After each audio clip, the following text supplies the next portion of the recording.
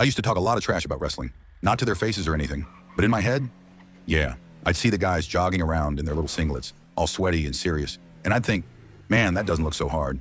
I played football, varsity, linebacker. I was in the weight room 5 days a week, pushing sleds, running sprints, hitting dudes at full speed. I figured wrestling would be like a toned-down version of that. Some grappling, a few takedowns, call it a day.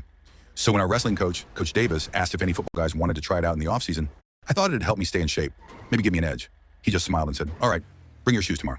Next day, I walk into the wrestling room. The heat hits me first. That place was like a furnace. No windows, just a few dirty mats and a bunch of guys already drenched in sweat.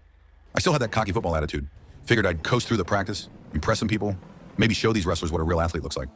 Big mistake. We didn't even touch each other for the first 30 minutes. Just warm-ups.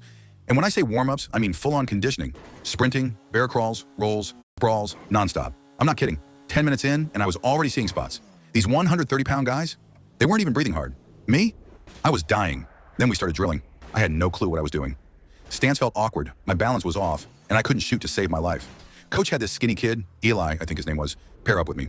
Kid looked like he couldn't even bench the bar, but next thing I know, he's got me on my back, locked up in something called a cradle, and I couldn't move. Literally couldn't move. I tried to muscle out, but it didn't matter. He knew what he was doing. By the time we got to live wrestling, actual matches, I was completely gassed, like legs shaking, sweat pouring, gasping for air. I got tossed around for 2 straight rounds, couldn't even keep my hands up by the end.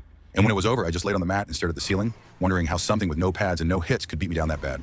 That night, I could barely walk. My neck hurt.